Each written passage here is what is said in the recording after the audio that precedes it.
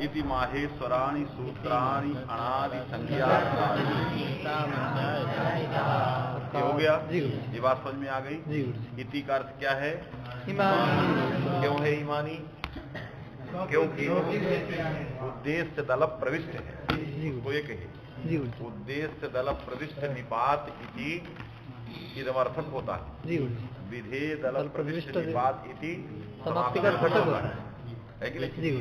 इसलिए इसका अर्थ इसीलिए ईमान आ गया नहीं। अब दूसरा वाक्य एसाम अंत्यायितः।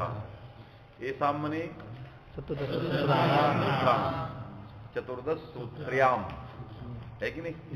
चतुर्दश सूत्री में जो अंत, चतुर्दश सूत्राणाम में लोग व्याख्या लिख दिए, लेकिन वस्तुतः उसका अर्थ क्या है? सूत्र्याम है कि नहीं? चतुर्दश सूत्र, चतुर्दश सूत्र तो 14वां होगा यदि कहेंगे। यदि चतुर्दश सूत्र जो जैसे एकादश द्वादश त्रयोदश चतुर्दशाणाम सूत्राणाम, चतुर्दश सूत्राणाम जब कहोगे तो चतुर्दश सूत्री है कि नहीं? तो उसमें कहेंगे चतुर्दश सूत्र्याम, सप्तम से षष्ठी। हाँ, तो चतुर्दश सूत्र्याम माने चतुर्दश सूत्र समुदाय में।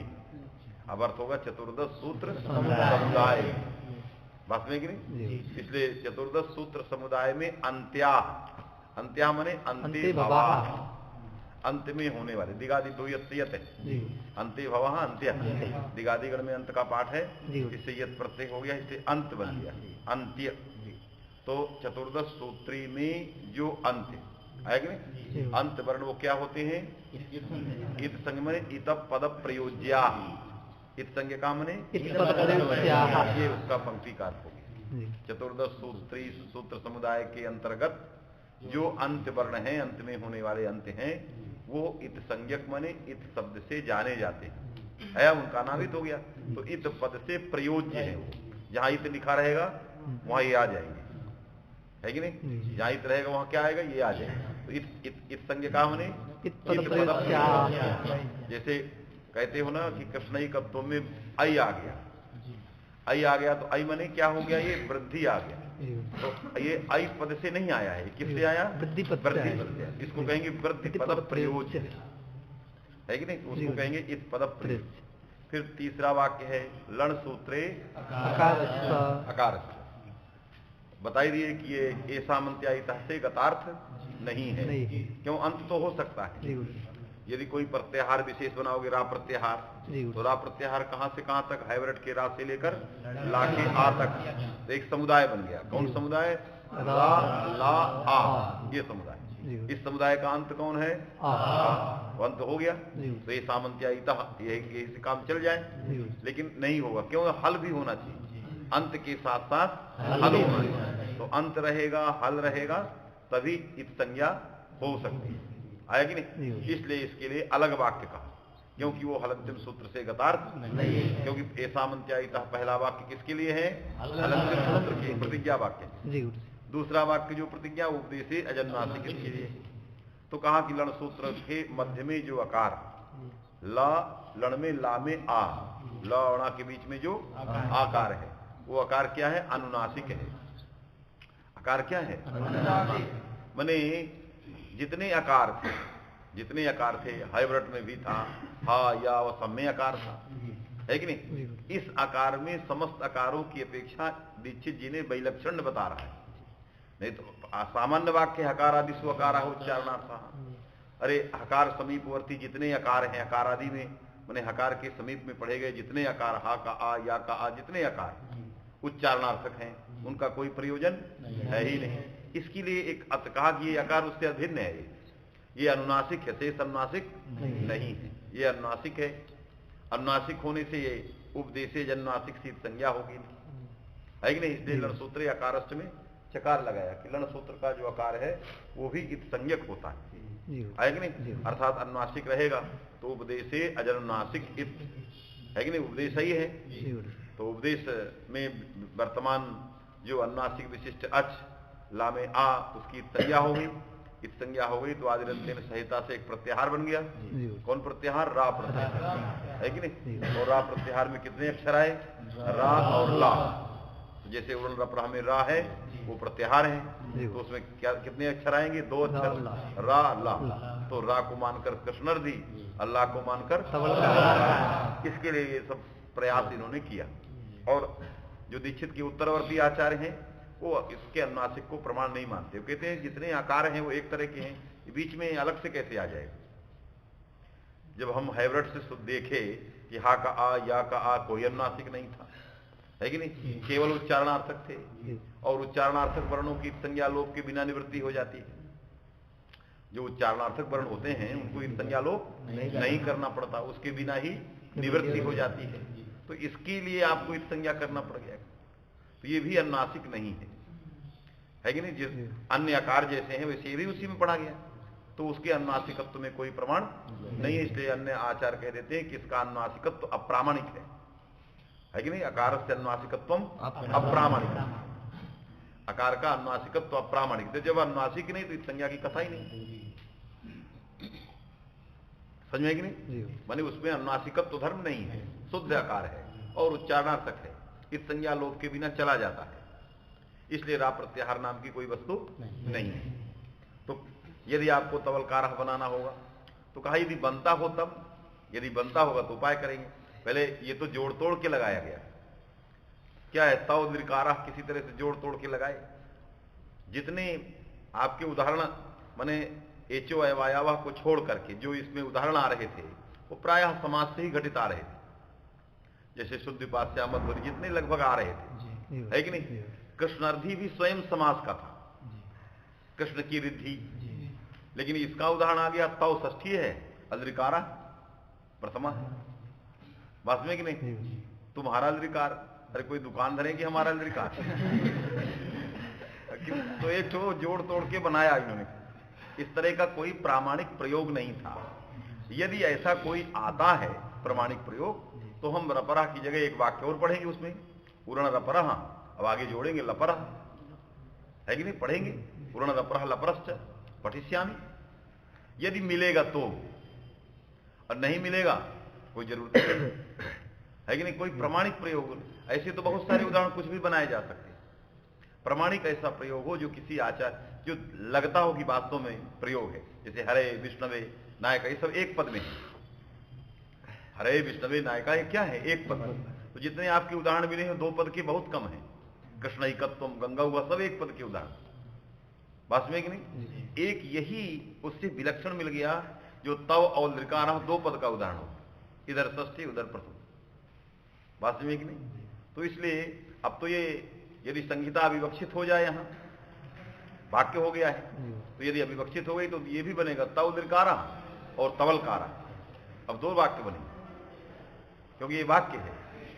बात समझे कि नहीं? तो इसलिए यह बात, यह शब्द भी बहुत प्रामाणिक नहीं है। बात समझे कि नहीं? इसलिए यदि कोई ऐसा वाक्य पर मिलेगा, ऐसा उदाहरण मिलेगा, तो भाष्यकार ने लिख दिया कि उरण रपरा लपरश्च, ये हम कहेंगे। रपरा पांडे जी कहें, हम आगे एक और कह देंगे लपरश्च। तो जहां रपर होगा वहां लपर भी होगा। हमें प्रत्याहार बनाने की जरूरत नहीं है, आया कि नहीं? प्रत्याहार बनाने पर बहुत सारे दोष हैं, इसलिए उस चीज को हम नहीं बना सकते।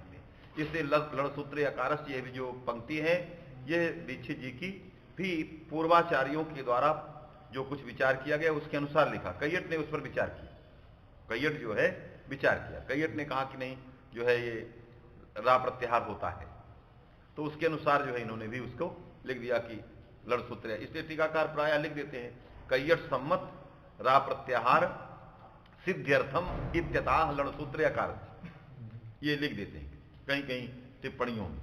वहां लिखते हैं कैयट सम्मत रा प्रत्याहार सिद्ध्यर्थम आह लड़सूत्र आकार, ये अवतरण बना देते।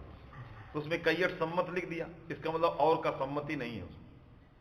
तो दीक्षित जी उनके अनुयायी थे, इसलिए उन्होंने ऐसा लिख दिया। चलिए, हकारादिशु में जो सप्तमी है वो उपश्लेषिक है कि माने हकार समीपवर्ती, जे अकारादय समीपवर्ती न जे अकारादय तेषाम अकाराणाम प्रयोजनम उच्चारणार्थत्वम, है कि नहीं? उन आकारों का क्या प्रयोजन है? केवल उच्चारणार्थक, उच्चारणम एव अर्थात। ये बहुव्रीहि समास किया है, वो भी एवकार गर्भ बहुव्रीहि। उच्चारणम एव अर्थ प्रयोजनम, जैसांते उच्चारणार्था, तो एव लगा देने से मने उच्चारणार्थत्वातिरिक्त कोई अन्य प्रयोजन नहीं, क्योंकि उच्चारणार्थक तो बहुत होते हैं। इस संज्ञा उन्हीं की होती है जो उच्चारणार्थक के अलावा प्रयोजन रखते हो। जैसे सन का नकार है, भी तो उच्चारण किया गया है, या कोई और कर सकते हैं। बहुत सारी चीजें हैं जो उच्चारणार्थक रहती हैं, लेकिन उनकी संज्ञा होती है, क्योंकि उच्चारणार्थत्व के अतिरिक्त भी प्रयोजन बना रहता है। तो उच्चारणार्थक वर्णों का भी संज्ञा होती है जिनका उच्चारणार्थक से अतिरिक्त प्रयोजन रहता है। जिनका केवल उच्चारणार्थक प्रयोजन है उनकी संज्ञा नहीं होती, इसलिए इनकी संज्ञा लोप नहीं होगा और अपने आप ये हट जाएंगे। जब प्रत्याहार में होंगे तो ये नहीं आएंगे। समझ आएगी ना? हलन्त्यम, अब पढ़ो उसको। इति सूत्रे अंत्यम। अब इसको समझो थोड़ा, ये लंबा चौड़ा दूसरी प्रक्रिया। एसाम अंत्यायिता, यह प्रतिज्ञा, और इति माहेश्वराणि सूत्राणि अनादि संज्ञार्थानि, एसाम अंत्यायिता, ये जो दो प्रतिज्ञा वाक्य हैं, ये दो कथन हैं। तो नहीं वस्तु मात्रेण कथन मात्रेण वस्तु सिद्धि लक्षण प्रमाणाभ्याम बिना, कहते हो ना, केवल कहने से काम नहीं चलेगा, आपको लक्षण बनाना पड़ेगा, प्रमाण देना पड़ेगा। आपने कहा एसाम अंत्यायिता, कहने से हो गया इत संज्ञा। आपने कहा कि ये चतुर्दश सूत्र जो है अनादि प्रत्याहारों के लिए है, और अनादि प्रत्याहार अन्वाख्यान कैसे होगा? तो एसाम अंत्यायिता, तो कथन मात्रेण ये प्रत्याहार नहीं बनेंगे और न कहने मात्र से इत संज्ञा हो जाएगी। तस्मात् लक्षणम अवश्यम वक्तव्यम इत्यतः हलन्त्यम, इसलिए इससे शुरुआत किया गया, क्योंकि उनकी प्रतिज्ञा एसाम अंत्यायिता है। तो एसाम अंत्यायिता कहने से नहीं ना काम चले, उसके लिए हमें क्या करना पड़ेगा? लक्षण देना पड़ेगा, है कि नहीं? नहीं कथन मात्रेण वस्तु सिद्धि लक्षण प्रमाणाभ्याम बिना, है कि नहीं? कथन मात्रेण वस्तु सिद्धि नहीं होती है, प्रतिज्ञा मात्रेण वस्तु सिद्धि नहीं होती है। प्रतिज्ञा कर दिया, अंत्या वर्णा संज्ञका, ये प्रतिज्ञा कर दिया, तो ऐसी प्रतिज्ञा से वस्तु की सिद्धि, प्रत्याहारों की सिद्धि नहीं होगी। उसके लिए क्या करना पड़ेगा? लक्षणम वक्तव्यम तदेव प्रमाणम अस्माकं मते, वही प्रमाण है। तो लक्षण क्या बोले?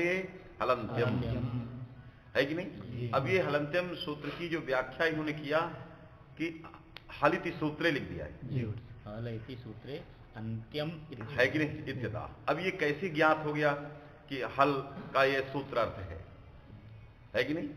हल के कई अर्थ हैं, सूत्र भी हो सकता है, हल विलेखने का एक देश हल हो सकता है, हल से व्यंजन भी हो सकते हैं, हल माने व्यंजन। तो व्यंजनार्थ निरूपित भी शक्ति, और धातु भी हल, और चतुर्दश सूत्र भी हल। तो हलन्त्यम सूत्र को बनाने के पहले पाणिनि ने हल को बताने के लिए कोई प्रयास नहीं किया। जो पाणिनि ने हलन्त्यम बनाया, इस हलन्त्यम में यदि पहले बता देते कि हल माने ये होता है और इस कारण से होता है, तो सीधे उसका अर्थ हम आगे लिखते। उन्होंने तो कुछ नहीं लिखा, उन्होंने लिखा हलन्त्यम आदिरन्त्येन से जो जैसा था लिखते गए। अब हल क्या है?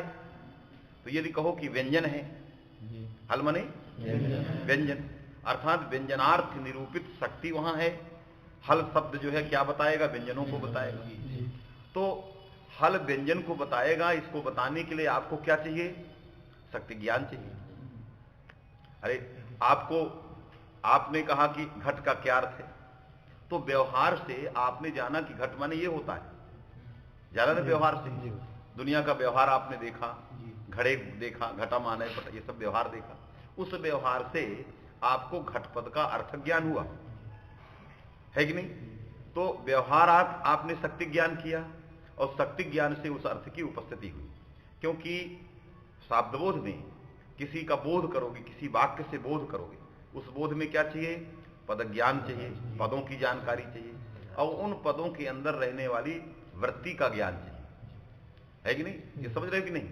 जैसे देवदत्ता ग्रामम गच्छति, अब इसका वाक्यार्थ बोध करोगे तो देवदत्ता ये पद है प्रथमांत, ग्रामम द्वितीयांत, गच्छति तिगंत पद, फिर इनसे अर्थ चाहिए। तो ये अर्थ लाने के लिए क्या करोगे? इनको वृत्ति ज्ञान चाहिए, इस पद का किस अर्थ में वृत्ति है यह ज्ञान चाहिए। जैसे घटपदम घटत्वावच्छिन्ने सक्तम, वृत्ति ज्ञान कैसे मालूम हुआ? व्यवहार से। क्यों? व्यवहार, कोश, व्याकरण यही वृत्ति को बताते हैं। या तो व्याकरण से जानोगे, जैसे वृद्धि पदम आदेश रूपे अर्थे सक्तम कौन बताया? व्याकरण ने। नहीं तो वृद्धि का प्रयोग तो वर्धन अर्थ में व्यवहार से होता है। वृद्धि माने बढ़ना, भवताम वृद्धि स्यात्, है कि नहीं? लेकिन व्याकरण ने कहा कि लोग कुछ भी बताए, हम लोग से विरोध नहीं कर रहे, वो अपना बताता रहे जहां जरूरत है, लेकिन शास्त्र में यदि वृद्धि आएगा, है कि नहीं? लोक में नहीं, यदि शास्त्र में कभी वृद्धि आएगा, चाहे वो ब्रजेर वृद्धि में वृद्धि हो, चाहे जो है वृद्धिरेच का वृद्धि हो, यदि ऐसा आएगा तो उसका अर्थ क्या होगा? आदेश होगा। ये किसने बताया? व्याकरण ने बताया, वृद्धिरादेश ने बताया। ये सभी को मानना पड़ेगा। ऐसा नहीं कि ये मेरे घर की चीज है तो मैं मानूंगा और वेदांती नहीं मानेंगे, वो नहीं मानेंगे तो फिर आई वृद्धि नहीं करेगा, कठिनाई कत्वम प्रयोग नहीं करेगा, वो दूसरा प्रयोग कर देगा। तो किसी के घर की चीज नहीं है, ये सबको मानना पड़ेगा। और न मानेंगे तो मनाना पड़ेगा, इसको मानना पड़ेगा। तो आप क्या बनाओगे? तो ये चीज क्या है? शास्त्र का आदेश, उसको सबको मानना ही है कि वृद्धि माने आदेश। समझ में? तो व्याकरण से हम वृत्ति का ज्ञान करते हैं, कोश से ज्ञान करते हैं और व्यवहार से ज्ञान, है कि नहीं? ये पढ़ते ही हो, शक्ति ग्रहम व्याकरण उपमान, कोश आप व्यवहार, ये सब है कि नहीं? तो ये हल की जो सूत्र अर्थ है कि धातु अर्थ है कि व्यंजन इसके अर्थ हैं, है कि नहीं? इस प्रकार का कौन सा अर्थ है? तो हम पाणिनि का व्यवहार यदि देखें, हम किसका व्यवहार देखें? भगवान पाणिनि का व्यवहार। लोग छोड़ दीजिए, हम स्वयं आचार्य का व्यवहार देखें। तो आचार्य ने इस सूत्र के बाद का सूत्र बनाया, न विभक्तो तुस्मा, ये सूत्र बनाया। ये सूत्र क्या करता है? ये इस संज्ञा का निषेध करता है। क्या करता है? निषेध करता है। किसकी संज्ञा का निषेध करता है? विभक्तिस्थ सकार, सकार, मकार, सवर्ग, सकार और मकार, इनकी संज्ञा का निषेध करता है। निषेध कब होता है? प्राप्तो सत्याम, जब कहीं से प्राप्त रहे, है कि नहीं? तभी वो निषेध करता है। तो हल का अर्थ यदि जैसा ये लिख रहे हैं हलित सूत्र, तब तो तकार, सकार, मकार प्राप्त ही नहीं। अब तो केवल सूत्र ही लोगे तो हल माने 14वां सूत्र, तो उसका अंत कौन होगा? ला। तो ला की ही संज्ञा होगी, तकार, सकार, मकार, तवर्ग, सकार, मकार की तो होगी ही नहीं प्राप्ति। बात समझे कि नहीं? तो आचार्य व्यवहार क्या हुआ? गड़बड़ है। फिर इसका मतलब प्राप्ति नहीं है, तो आगे सूत्र बनाने की जरूरत क्या थी? इसका मतलब है कि ये सूत्र अर्थ नहीं होता। इसका मतलब है सूत्रार्थ नहीं होता। बात समझे कि नहीं? सूत्र अर्थ इसका नहीं होता है। इसका क्या अर्थ होता है? ऐसा अर्थ होता है जिसका अर्थ तका, तवर्ग भी आए, सकार भी आए, मकार भी आए, सारे व्यंजन आए, ऐसा है। ये कौन बता रहा है? यह व्यवहार बता रहा है। पाणिनि का व्यवहार कैसा व्यवहार? सूत्र से निषेधात्मक व्यवहार, जो निषेध किया है। लेकिन निषेध के व्यवहार से आप हल का व्यंजन अर्थ ये नहीं जान सकते, इसकी व्यंजन अर्थ में शक्ति है ये नहीं जान सकते, क्योंकि एक संज्ञा है। हल क्या है? एक पारिभाषिक सांकेतिक शब्द है जिसका अर्थ है व्यंजन।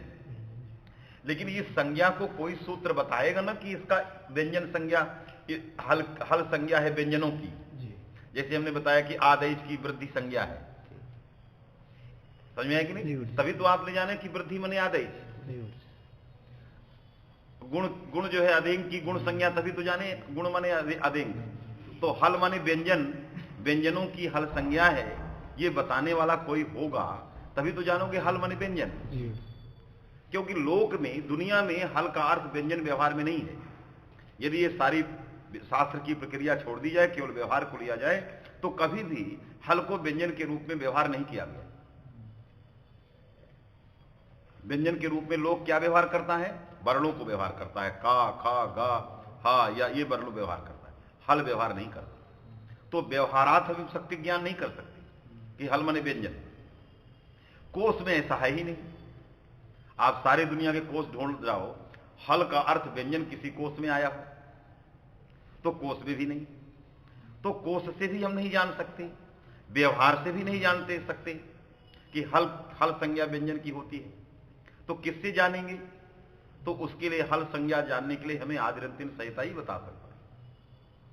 हल हल जो है किसकी संज्ञा है? व्यंजनों की है।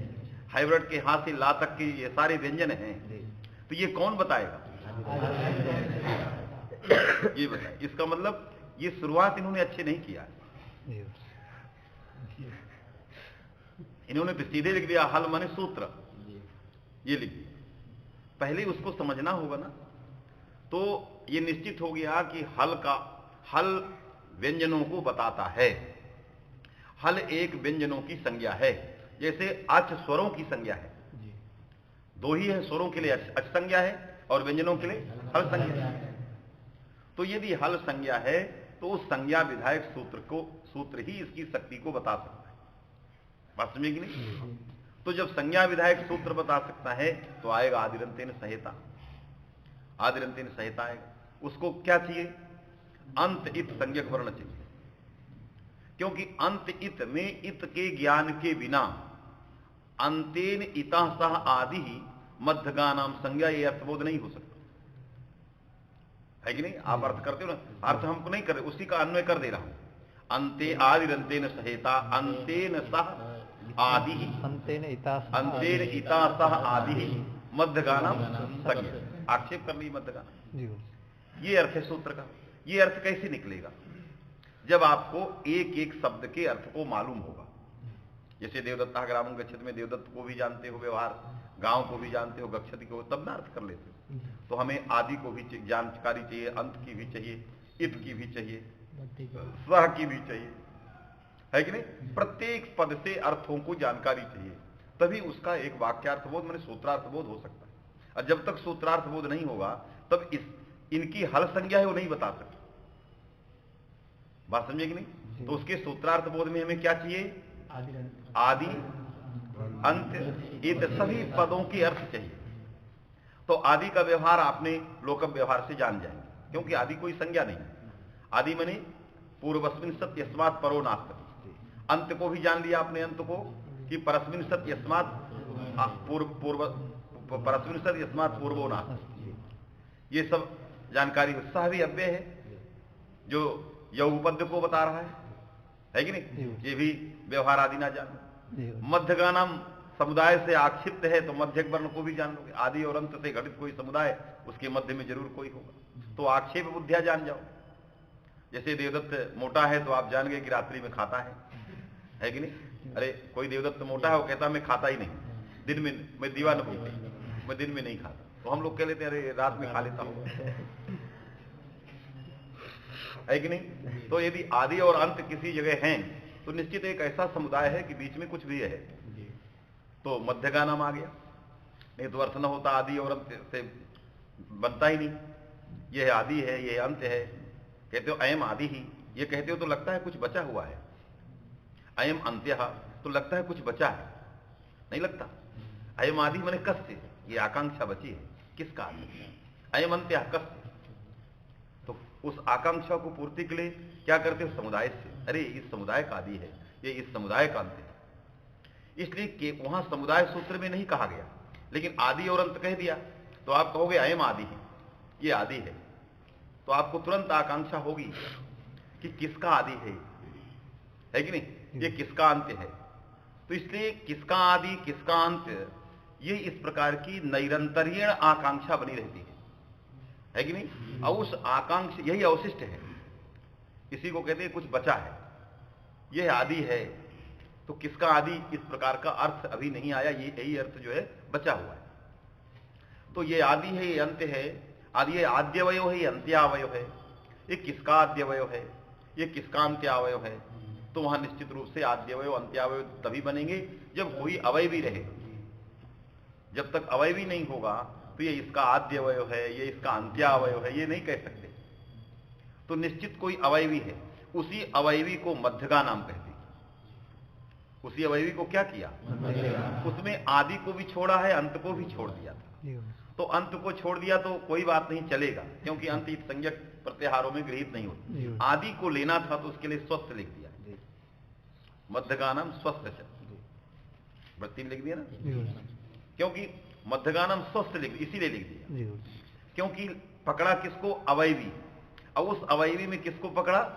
बीज को पकड़ लिया, आदि और अंत छोड़ दिया, है कि नहीं? पकड़ा, यदि आदि को पकड़ता है तो फिर उसके लिए भी करना पड़ेगा सरलता से पकड़, तो आदि को पकड़ने के लिए उपाय कर दिया, अंत को छोड़ दिया। बात समझे कि नहीं? तो मध्यक जो वर्ण थे ये भी आ गई वृत्ति में, तो हमें मध्यक पदार्थ का भी ज्ञान हो गया, है कि नहीं? अंत आदि सबके ज्ञान हो गए, साह का ज्ञान हो गया, व्यय है कि नहीं? अब इत क्या है?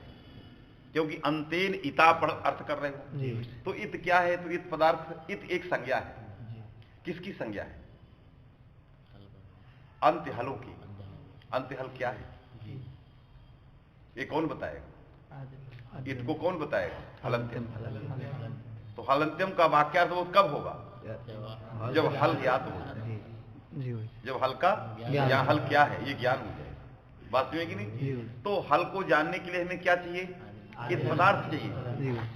और इत पदार्थ को जानने के लिए क्या चाहिए? हल पदार्थ। हल पदार्थ, क्योंकि हल पदार्थ के जानने पर ही हलंत्यम का वाक्यार्थ बोध होगा, जिसके द्वारा इत पदार्थ का ज्ञान होगा। और इत पदार्थ के ज्ञान होने से आदिरंत्यन संहिता का ज्ञान होगा, जिससे आदिरंत्यन संहिता का शाब्द बोध होगा, जिससे हलंत्यम सूत्र में हलंत्यम सूत्र का हल पदार्थ ज्ञात होगा। बात में कि नहीं? इसलिए आदिरंत्यन संहिता सूत्र का वाक्यार्थ बोध और हलंत्यम सूत्र का वाक्यार्थ बोध एक दूसरे के अधीन है कि नहीं? हलंत्यम सूत्र का हल पदार्थ इत पदार्थ के अधीन है कि नहीं? और इत पदार्थ हल पदार्थ ये कैसे अधीन हुए? क्योंकि इत पदार्थ के अधीन उसका वाक्यार्थ बोध है। किसका वाक्यार्थ बोध? आदिरंत्यन संहिता। और वाक्यार्थ बोध जब इत पदार्थ के अधीन है तो इत पदार्थ किसके अधीन है? हल पदार्थ। बात समझे कि नहीं? और हल पदार्थ किसके अधीन है? आदिरंत्यन संहिता के इत पदार्थ। यदि इत पदार्थ हो तो उसका वाक्यार्थ हो, तो हल पदार्थ का ज्ञान हो। तो ये हल और इत अपने अपने सूत्रों के वाक्यार्थ बोध के अधीन है। लेकिन ये दोनों हल और इत जब दोनों के वाक्यार्थ बोध दोनों पदार्थों के अधीन है, तो दोनों पदार्थ भी एक दूसरे के सूत्रार्थ के अधीन है। हलंत्यम सूत्र का वाक्यार्थ बोध उस सूत्र के वाक्यार्थ बोध के अधीन, उस सूत्र का वाक्यार्थ बोध इत पदार्थ के अधीन, इत पदार्थ की जानकारी हल पदार्थ के अधीन। बात में कि नहीं? तो इस तरह से यहां अन्योन्याश्रय दोष की आशंका है। इसलिए आशंका है कि भगवान पाणिनि ने व्यंजन इसका अर्थ होता है इस बात को बताया नहीं पहले, आगे आदिरंत्यन संहिता से बताना चाहे, लेकिन उसमें ऐसा शब्द दे दिया इत। इत मनी उपदेशे अंतिम हल, वो कहेगा इत मनी अंतिम हल, और हल मने अंतेन इतासा आदि। तो इत मने उपदेशे अंतिम हल, बस में करो हल मने अंतेन इतासा आदि।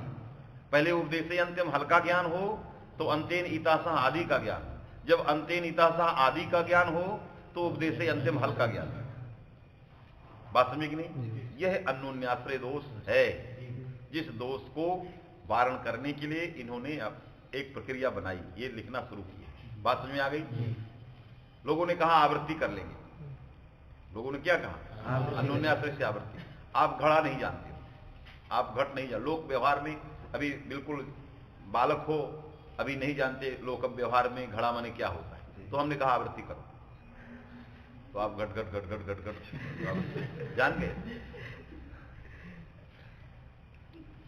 किसी ने कहा मैं राम को नहीं जानता हूं, लेकिन माला राम राम राम कई जन्म बीत गए, जानवे नहीं की। आवृत्ति करने से कैसे जान गए? नहीं जान पाओ।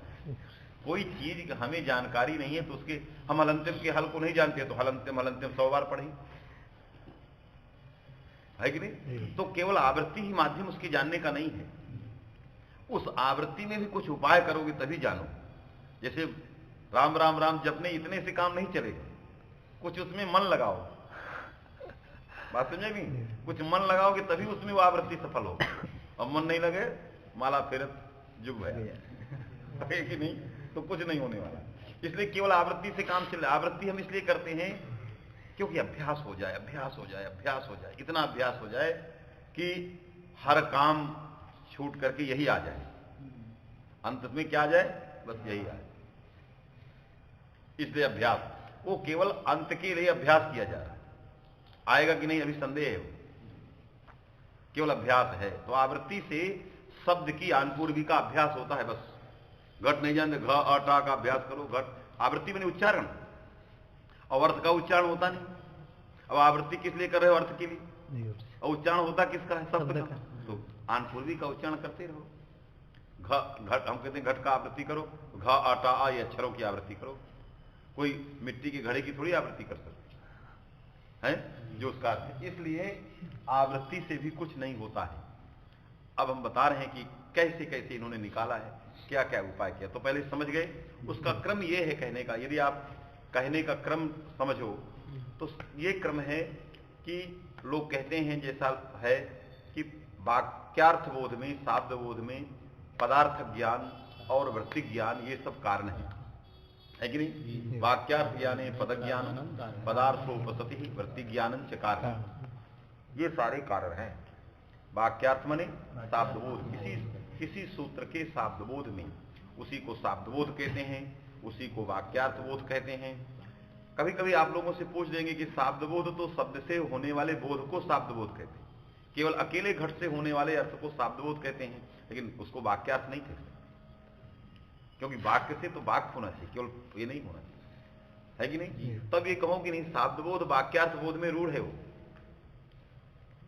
शाब्दबोध क्या है? वाक्यार्थ बोध में रूढ़ है। वो शाब्दबोध केवल अकेले शब्द के लिए नहीं, क्योंकि अकेले शब्द के लिए शाब्दबोध कहा ही नहीं जाता, क्योंकि शाब्दबोध जब होता है तो निराकांक्षा आकांक्षा है, अकेले पदार्थ में क्या रहे। इसलिए शाब्दबोध हमेशा वाक्यार्थ बोध के लिए ही कहा जाता है, रूढ़ शब्द है। शाब्दबोधे चैक पदार्थ है, तो उन्होंने एक शब्द का अर्थ तो नीलोघटा लिया है। गदाधर भट्टाचार्य इतना बड़ा आचार्य ले रहा है, नीलोघटा वाक्यार्थ बोध कर रहा है। तो शाब्द वाक्यार्थ बोध को किस अर्थ में प्रयोग किया? शाब्दबोध। इसलिए शाब्दबोध माने वाक्यार्थ बोध। हलंत्यम एक वाक्य है, पाणिनि ने हलंत्यम बनाया, तो आपके सामने एक वाक्य आया ना, हल प्रथमांत अंतिम, ये कहने का क्रम बता रहा हूं, कैसे आपको लगाना है पाठ को, किस तरह से उसकी भूमिका बनाएंगे या शुरुआत कैसे करें। तो कहो कि हलंत्यम एक सूत्र है कि नहीं? अष्टाध्यायी में हलंत्यम एकम सूत्रम विद्यते, है कि नहीं? सूत्र है तो अत्र पदद्वयम नैकानि पदानि सन्ति, इसमें बहुत सारे पद हैं। अजत्र क्रिया पदम नास्ति तत्र क्रियाया अध्याहारः क्रियते, क्योंकि सर्वम वाक्यम क्रियैव परिसमाप्यते। जितने वाक्य होते हैं सब क्रिया में ही पूर्ण होते हैं, है कि नहीं? तो कहोगे कि इदम वाक्यम अस्ति, अस्मिन् वाक्ये बहूनि पदानि सन्ति, क्रिया यद्यपि न श्रूयते किंतु अस्ति, कथम सर्वम वाक्यम क्रियैव परिसमाप्यते इति नहीं मान। तो क्रिया भी है, तो हल प्रथमांत है, अंतिम भी प्रथमांत है, और स्यात् क्रिया है। स्यात् क्या है? क्रिया।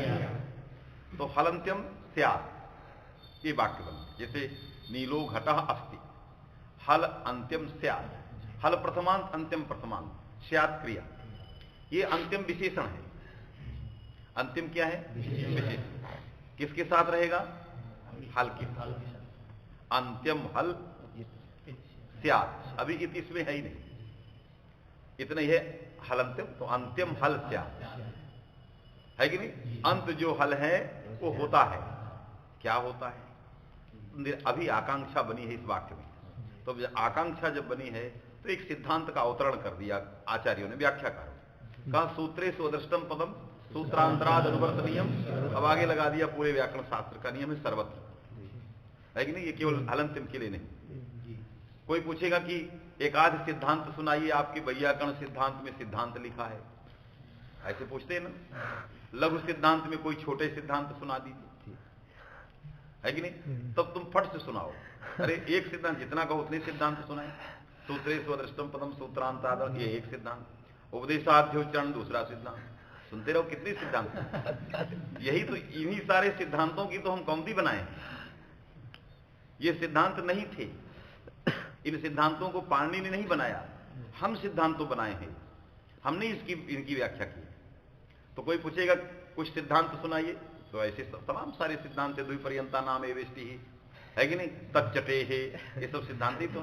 सूत्रे स्वदृष्टम पदम सूत्रांतराद अनुवर्तनीयम, लण सूत्रे, सारे सिद्धांत बताए कि ये पंक्ति है, कहेगा ये पंक्ति है, तो पंक्ति सिद्धांत नहीं होता, सिद्धांत कोई अलग से आएगा, यही तो सिद्धांत है। अरे आप वेदांत शास्त्र की पंक्ति बोलोगे तो हम कहेंगे सिद्धांत नहीं, ये पंक्ति है। अधिकारी का लक्षण विधिवत समित पाणी विधिवत अभीत वेद वेदांत सह अधिकारी प्रमाता अधिकारी, हम कहेंगे ये अधिकारी नहीं है, ये तो पंक्ति है। वास्तव में तो ऐसे तो सब जगह पंक्ति है। यही सारे सिद्धांत हैं। तो सिद्धांतों की कौमदी में कुछ भी पूछे तो फट से बोलो ये सिद्धांत। ये सिद्धांत पहला है, सूत्रेषु अदृष्टम। अदृष्टम माने शब्द कभी दिखाई नहीं देता, सुनाई देता है कि नहीं? तो अदृष्टम माने न सुनाई दे, नोपात्तम अनुच्चरितम। शब्द का उच्चारण होता है, शब्द जो न सुनाई दे न दिखाई देगा नहीं, माने जो उच्चरित न हो। सूत्र में वाक्य में जो शब्द उच्चरित न हो, है कि नहीं? सूत्रेषु अदृष्टम। या तो हम लोग करेंगे, हिंदीकारों ने लिख दिया कि सूत्रों में जो न दिखाई दे। अरे आंख से दिखाई देती है वस्तु, शब्द कभी दिखाई देता है? शब्द जो है माने चाक्षु सब प्रत्यक्ष का विषय ही नहीं है, वो तो श्रावण प्रत्यक्ष का है। तो ये कहते कि सूत्रेषु अश्रुतम, अदृष्टम की जगह क्या लिखते? अश्रुतम। सूत्रेषु अश्रुतम पदम सूत्रांतराद। ये कहते तो ठीक है, सूत्रों में जन्नो न सुनाई दे, लेकिन अदृष्टम तो हम कहते हैं न दिखाई। तो न दिखाई देने माने दृश्य ज्ञानी है, दृष्टि ही ज्ञान है कि नहीं? सामान्य ज्ञान है। तो इसलिए जो ज्ञात न हो, अर्थात जिसका श्रावण प्रत्यक्ष न हो। ज्ञान तो चाक्षुष प्रत्यक्ष भी होता है, श्रावण प्रत्यक्ष भी होता है।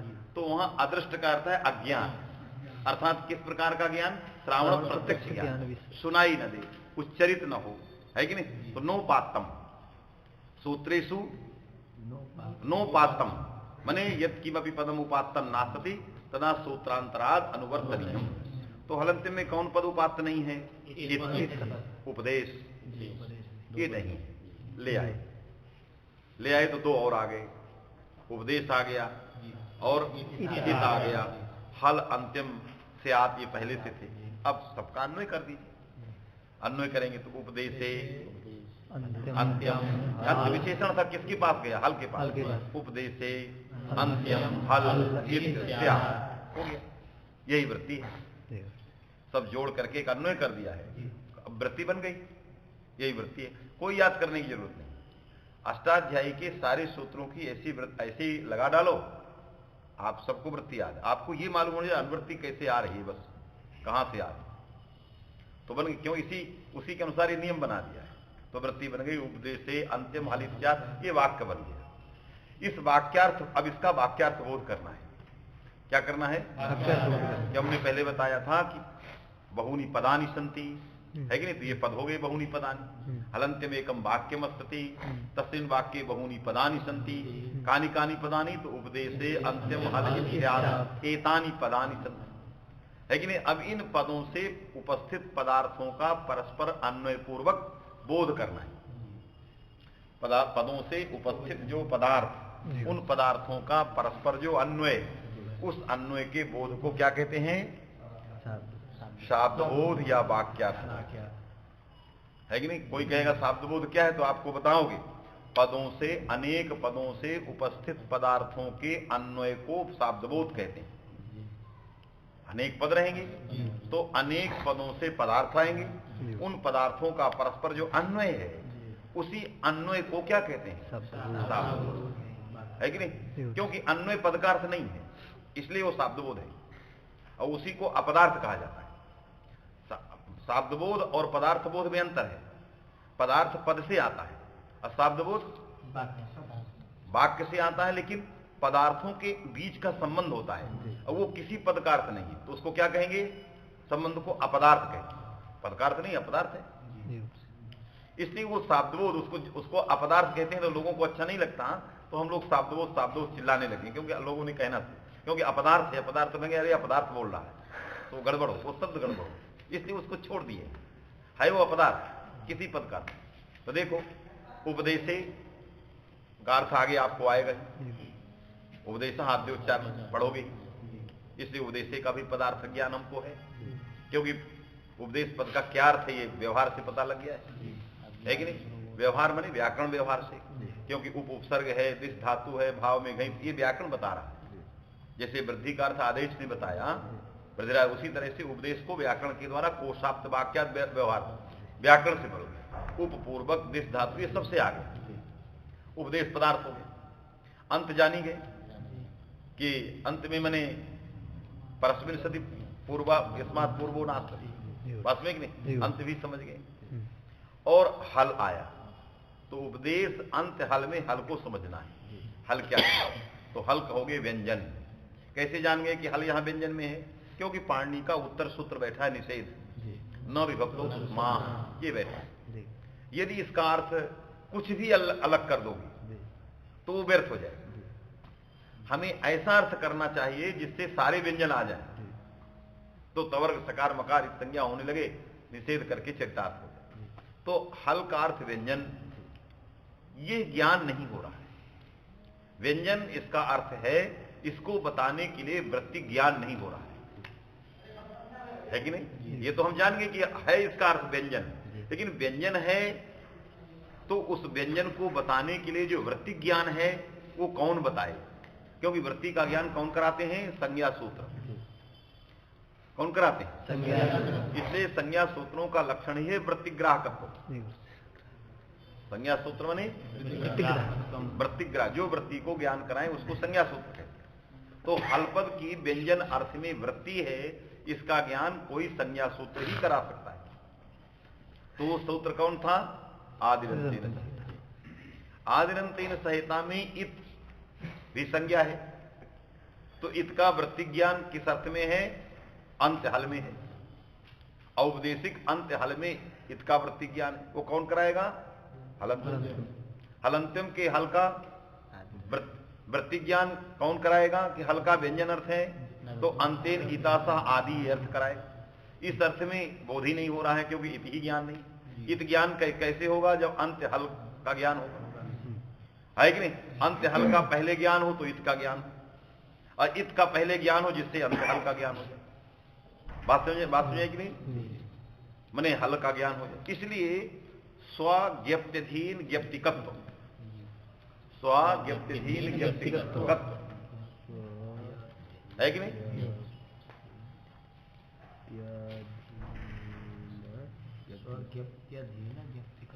स्वज्ञप्त्यधीन ज्ञप्तिकत्व, या दो अधीन भी लगा सकते। पहले ये लक्षण घटा लो। स्वज्ञप्त्यधीन ज्ञप्तिकत्वम, स्व मने हल, उसकी ज्ञप्ति मने ज्ञान, तद अधीन ज्ञान इत का, है कि नहीं? तो हल पदार्थ के ज्ञान के अधीन ज्ञान है जिसका, उसको स्वज्ञप्त्यधीन ज्ञप्तिकत्व कहते हैं, है कि नहीं? स्वज्ञप्त्यधीन ज्ञप्तिकत्वम अन्योन्याश्रयत्व। बात समझ में है कि नहीं? तीन प्रकार के दोष होते हैं, एक अन्योन्याश्रय, आत्माश्रय और चक्रक। चक्रक तीन के बीच में होगा, ये इसके अधीन वो उसके अधीन वो, ऐसे चलेगा, है कि नहीं? स्वज्ञप्त्यधीन ज्ञप्त्यधीन ज्ञप्तिकत्व तीन बार उसमें लगा दी। जैसे देवदत्त के ज्ञान के अधीन यज्ञदत्त का ज्ञान, यज्ञदत्त के ज्ञान के अधीन देवदत्त का, इसका रामदत्त का ज्ञान, रामदत्त के ज्ञान के अधीन फिर देवदत्त का, है कि? तो स्वज्ञप्त्यधीन ज्ञप्तिकत्व पहला लगाइए, उसी को परस्परापेक्षत्व कहते हैं। लक्षण लिख लो पहले, स्वज्ञप्त्यधीन ज्ञप्तिकत्वम। और एक लक्षण ये भी मिलता है स्वज्ञप्त्यधीन ज्ञप्त्यधीन ज्ञप्तिकत्व। स्वज्ञप्त, वो भी लिख लो, स्वज्ञप्त्यधीन, स्वज्ञप्त्यधीन फिर ज्ञप्त्यधीन ज्ञप्तिकत्व। स्वज्ञप्त्यधीन ज्ञप्त्यधीन ज्ञप्तिकत्व, दो बार अधीन ज्ञप्त्यधीन दो बार आया। तो स्वज्ञप्त्यधीन माने हल पदार्थ, ज्ञानाधीन ज्ञानम इत पदार्थ, तद ज्ञप्त्यधीन हल पदार्थ, तद ज्ञप्तिकत्व हल में आ जाए। फिर मैं घटा रहा हूं, पहला लक्षण लिख लो, स्वज्ञप्त्यधीन ज्ञप्त्यधीन ज्ञप्तिकत्व लिख लिए। स्वज्ञप्त्यधीन ज्ञप्त्यधीन ज्ञप्तिकत्व, ये अन्योन्याश्रय का लक्षण हो गया। स्व से किसको पकड़ो? जिसमें अन्योन्याश्रय ले जाना चाहते हो, हल को, हल अलंत्यम का हल पकड़ो, क्योंकि हल में आप अन्योन्याश्रय लाना चाहते है कि नहीं? अन्योन्याश्रय दोनों में रहता है, स्व से कुछ भी पकड़ा जा सकता है, इत भी पकड़ सकते हो इसको, क्योंकि एक में रहेगा तो अन्योन्याश्रय नहीं है, वो एक आश्रय हो जाएगा। यदि एक ही में रहे तो क्या हो जाए? एक आश्रय। अब हमें अन्योन्याश्रय चाहिए। अन्न अन्न का दोनों एक दूसरे, अन्न माने परस्पर आश्रय चाहिए, अन्योन्याश्रय माने परस्पर आश्रय चाहिए, परस्पर अधीनता चाहिए। बात हुई कि नहीं? तो स्व से हमने क्या पकड़ा? हल पकड़ा। तद ज्ञप्त्यधीन, ज्ञप्ति किसकी है? हल पदार्थ के ज्ञानाधीन ज्ञान किसका है? इति का। तद ज्ञानाधीन ज्ञान हल का। तद ज्ञप्तिकत्व माने ज्ञानाश्रयत्व, ज्ञान विषयत्व किसमें आया? हल में आया। तो अन्योन्याश्रय दोष हल में आ गया। जब इत को पकड़ोगे, स्व माने इत, तद ज्ञानाधीन ज्ञान हल का, और तद ज्ञान विषयत्व किसमें गया? इत में चला जाए। ज्ञप्त्यधीन माने इत पदार्थ ज्ञानाधीन, इत पदार्थ ज्ञानाधीन ज्ञान हल का, और तद ज्ञानाधीन ज्ञान दो बार अधीन है, तद ज्ञानाधीन ज्ञान इत का, तद ज्ञप्तिकत्व जो है इत में चला जाए। आएगा नहीं? इस तरह से ये अन्योन्याश्रय स्व ज्ञप्त्यधीन ज्ञप्त्यधीन ज्ञप्तिकत्व आएगा नहीं? अस्वज्ञप्त्य पहला लक्षण हमने क्या लिखाया? स्वज्ञप्त्यधीन ज्ञप्तिकत्व, एक ही अधीन लगाए। तो स्व मने हल, तद ज्ञप्त्यधीन ज्ञप्तिकत्व किसमें गया? मने हल, स्व मने हल, तद ज्ञप्त्यधीन है कि नहीं? मने उस ज्ञान के अधीन ज्ञप्ति किसमें गई? इत और हल दोनों में गई। अन्योन्याश्रय है ना? स्व मने हल, फिर समझो, स्व मने हल उस ज्ञान के अधीन ज्ञप्ति, ज्ञान के हल के ज्ञान के अधीन दोनों ज्ञान है। अरे हल के अधीन के ज्ञान यदि ये तो होगा तो उस ज्ञान के अधीन हल भी है, तो तद ज्ञप्तिकत्व तो दोनों में जाएगा। दोनों ज्ञान एक दूसरे के अधीन है, इसलिए एक अधीन लगा रहे हैं। स्व ज्ञप्त्यधीन ज्ञप्तिकत्व, हल पदार्थ ज्ञानाधीन ज्ञप्तिकत्व है कि नहीं? तो हल पदार्थ ज्ञानाधीन ज्ञप्तिकत्व, हल को भी हल पदार्थ हल को भी चाहिए। इत को मने इत और हल दोनों एक दूसरे के अधीन है। तो हल ज्ञानाधीन ज्ञान जो जाएगा वो इत में जाएगा, इत ज्ञानाधीन ज्ञान विषयत्व जो है इसमें जाएगा। तो स्वज्ञप्त्यधीन ज्ञप्तिकत्व इति में जाएगा, और इत पकड़ोगे तो स्वज्ञप्त्यधीन ज्ञप्तिकत्व हल में जाएगा, है कि नहीं? तो दोनों में चला जाएगा। यदि इससे पकड़ोगे तो उसमें जाएगा, उससे पकड़ोगे तो इसमें आएगा। और जो दो अधीन लगाओगे तो लौट के वहीं से आएगा जिसमें स्व पकड़ रखे हो, जिसमें स्व से जिसको पकड़े हो दो अधीन में आएगा। स्वज्ञप्त्यधीन ज्ञप्त्यधीन ज्ञप्तिकत्व आएगा तो हल में ही रहेगा, और इत को स्व से पकड़ोगे तो इत में रहेगा, है कि नहीं? और इसमें स्वज्ञप्त्यधीन ज्ञप्तिकत्व इत में, और इत ज्ञप्त्यधीन ज्ञप्तिकत्व हल में। स्वज्ञप्त्यधीन ज्ञप्तिकत्व किसमें गया? इत में गया। और इत ज्ञप्त्यधीन ज्ञप्तिकत्व किसमें गया? हल में। ये आ गया अन्योन्याश्रय। ये प्रथम एक आधीन पर है। हल के ज्ञानाधीन ज्ञान इत का, और इत के ज्ञानाधीन ज्ञान हल का, ये अन्योन्याश्रय हो गया। आया? तो अन्योन्याश्रय ज्ञान में भी होता है, उत्पत्ति में भी होता है, और स्थिति में भी होता है। ज्ञान माने उत्पत्तौ ज्ञाने स्थितौ, तीन जगहों में अन्योन्याश्रय आता है। क्योंकि शास्त्र में ज्ञान की ही चर्चा है, इसलिए ज्ञान में ही अन्योन्याश्रय सब जगह मिलता है। और व्यवहार में कहीं उत्पत्ति में है, कहीं स्थिति में है। नहीं कहते अंकुर की उत्पत्ति के अधीन उत्पत्ति बीज की, और बीज की उत्पत्ति के अधीन उत्पत्ति अंकुर की। जल वन के स्थिति के अधीन स्थिति शेर की, और शेर के स्थिति के अधीन स्थिति वन की। शेर रहेगा तो वन सुरक्षित है, वन रहेगा तो शेर सुरक्षित है।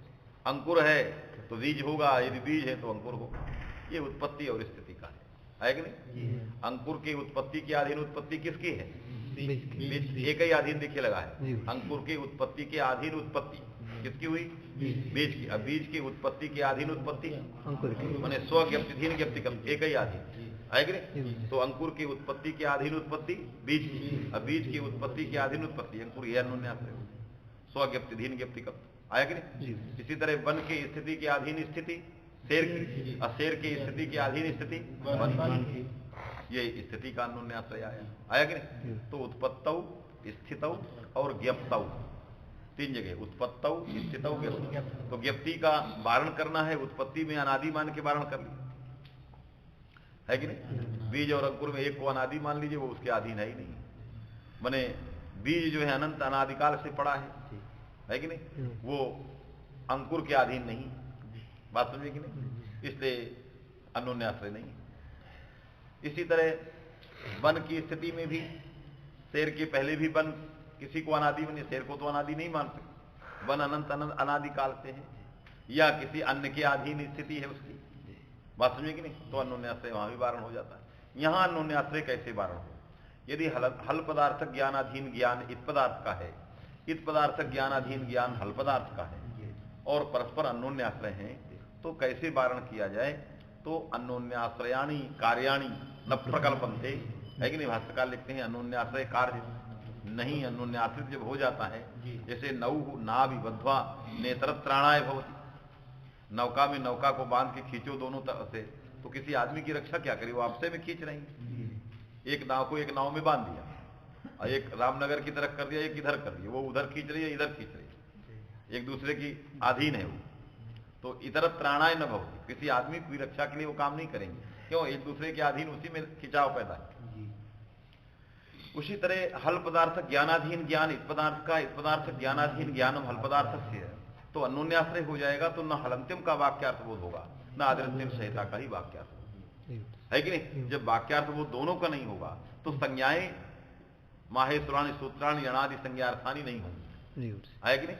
इसलिए उपाय करना पड़ेगा। तो उपाय क्या किया दीक्षित जी ने? अन्योन्याश्रय दोष के वारण करने के लिए हलंत्यम की आवृत्ति कर दी। क्या किया? समग्र सूत्र की आवृत्ति कर दी। दूसरा सूत्र एक और उसी तरह का कर, जैसे पहले से था हलंत्यम, एक और पढ़ दिया, है कि नहीं? ये हलंत्यम था पहले से जिसमें अन्योन्याश्रय दोष है, इसकी आवृत्ति कर दिया तो ये हो गया। लेकिन जिसकी आवृत्ति किया भट्टोजी दीक्षित ने, उसको अपनी व्याख्या में पहले ले आए। ये जो लिख रहे हैं किस सूत्र का अर्थ लिख रहे हैं? आवृत्ति वाला। ये अन्योन्याश्रय था, तो पहले क्या लिखना चाहिए? अन्योन्याश्रय की बात बताना चाहिए। अब बताने की बात तब यहां शुरुआत करनी चाहिए, तो अन्योन्याश्रय बताए नहीं, आवृत्ति वाला सूत्र की व्याख्या बता दी, कैसे क्यों आवृत्ति करना पड़ा, ये सारी चीजें नहीं बताया उन्होंने। बात समझे कि नहीं? तो अब हमने बता दिया, आपको समझ में आ गया कैसे अन्योन्याश्रय हुआ। अन्योन्याश्रय दोष परिहार के लिए क्या करना चाहिए? आवृत्ति करना।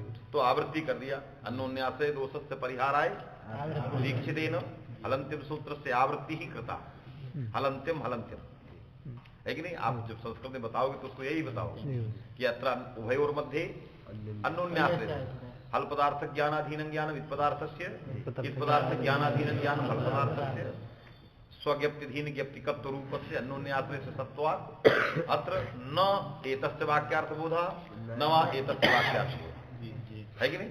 अन्योन्याश्रयाणि कार्याणि न प्रकल्पन्ते, है कि नहीं? इसलिए दोनों का नहीं। तस्मात् अन्योन्याश्रय दोष से परिहाराय किं करणीयम? समग्र सूत्र से आवृत्ति करनीया, है कि नहीं? अतः दीक्षितस्तावत् आवृत्तिम करोति हलंत्यम हलंत्यम। तो ये पहला था पाणिनि का, इसी की आवृत्ति किया, ये हो गया। अब इसका क्या अर्थ है? यदि इसका यही अर्थ है तो फिर करने की क्या जरूरत है? यदि आप दो पढ़ दिया, ये था ही, ये भी आपने, और इसको भी कहो उपदेश अंत्यम हलत्या, और इसको भी कहो उपदेश अंत्यम, तो फिर इसका मतलब क्या रहा? ये तो था ही है, संदेह तो इसमें बना ही था, और संदेह के हटाने के लिए एक बार और आप पढ़ा, उसका भी वही अर्थ करेंगे, बात में कि नहीं? तो उसका अर्थ कहा कि नहीं, इसका अर्थ दूसरा है। क्या है? हलित सूत्रे अंतिम विद्या, इसका अर्थ ये है। तो अब ये संदेह आपको होगा कि इसमें इसके हल को कैसे सूत्र पकड़ लिया, इसके हल को कैसे सूत्र, बात में कि नहीं? तो इसलिए पकड़ लिया कि इसमें भी उपदेश की अनुवृत्ति जाती है। इसमें किसकी जाती है? उपदेश। तो उपदेश हल का मतलब उपदिष्टमान हल। कैसा हल लिया जाएगा? जो उपदिष्टमान होगा, आद्योच्चारण का विषय होगा, है कि नहीं? तो आद्योच्चारण का विषय कौन है? हल धातु तो नहीं है। क्यों? हल धातु अकारांत है, हल अकारांत है, उसका एक देश, हल एक देश को उपदेश नहीं, क्योंकि आचार्य ने समग्र का उपदेश किया, पूरे का उपदेश किया, तो उसके आकार को छोड़कर एक देश इसको में ले लें तो नहीं ले सकते, क्यों? उपदिष्टमान नहीं। तो अब उपदिष्टमान हल कौन सा है? सूत्र है। अब प्रसिद्ध नहीं है, मिल रहा है सूत्र। धातु की व्यावृत्ति के लिए क्या ले आए हैं? उपदेश।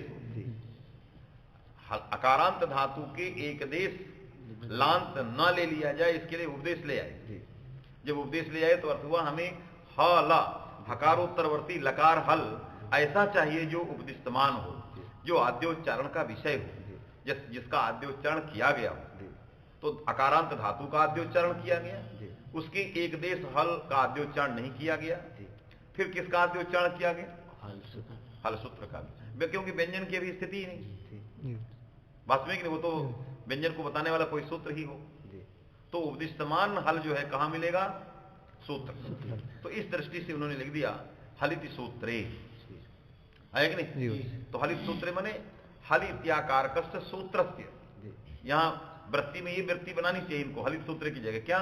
हल इत्याकारकम यत् सूत्रम तस्य अंत्यस्य, है कि नहीं? तो हलः अंत्यस्य, अंत्यस्य हलः हलित सूत्रस्य यद अंत्यम तस्य इत्संज्ञा, वास्तविक नहीं? तो हल सूत्र का जो अंत, हलः अंत माने हल सूत्र का अंत। तो हल सूत्र के 14वां का अंत कौन हो गया? ला, लकार की संज्ञा हो गई, है कि नहीं? जैसे ही इत संज्ञा हुई तो आदिरंतिन संहिता का वाक्यार्थबोध हो गया, क्योंकि उस कहां रुका हुआ था? इत पदार्थ, उसको इत पदार्थ मिल गया। कौन मिला? तो अंत इत सहित आदि कौन हो गया? हल। हाँ नहीं, हल, है कि नहीं? अंत इत सहित आदि हल। वो हल किसका बोध कराएगा? मध्य का। मध्यक बने हा को छोड़कर और ला को छोड़कर बीच के सारे, उसमें तकार सकार मकार आ गए, इस संज्ञा होगी, न विभक्त हो तो समास सार्थक हो, तो अनुन्याश्रय भी हट गया, अग्रिम सूत्र भी सार्थक हो गया, उपदेशी अंतिम हलित्यात का वाक्यार्थ बोध हो गया, वास्तविक नहीं? अर्थात हलंतिम सूत्र के वाक्यार्थ बोध के अधीन आदिरंतिम संहिता का इत पदार्थ नहीं रहा। इत पदार्थ को किसने बता दिया? ये सूत्र आवृत्ति वाला, इसने 14वें सूत्र के अंतिम की संज्ञा कर दिया, तो अंत इत उसको मिल गया, तो सूत्र का वाक्यार्थ हो गया। तो अंतेन इता सहिता आदि ही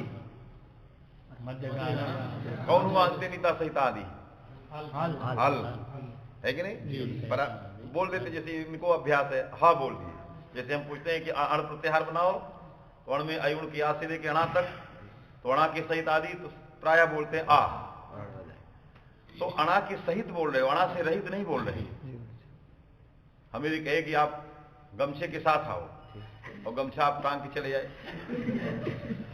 तो हम क्या कहेंगे? हमने हमारे वाक्य को समझा नहीं, हम कह रहे हैं कि गमछे के साथ आओ, तो गमछा के साथ आना है कि नहीं? ये कह रहा है अंतित के साथ आदि लेना है, तो अंतित को भी साथ में रखना है। और जो बोल रहे हैं कि अच प्रत्याहार अंतित संज्ञक वर्ण चकार उसके सहित आदि आ, ऐसा लोग बोल दे रहे हैं, तो उसके साथ आदि नहीं हुआ, उसके बिना आदि हो गया, बात समझे कि नहीं? तो आपको अंत इत के साथ आदि लेना, इसलिए सा इसीलिए पढ़ा गया है आदिरंतिन संहिता में सा।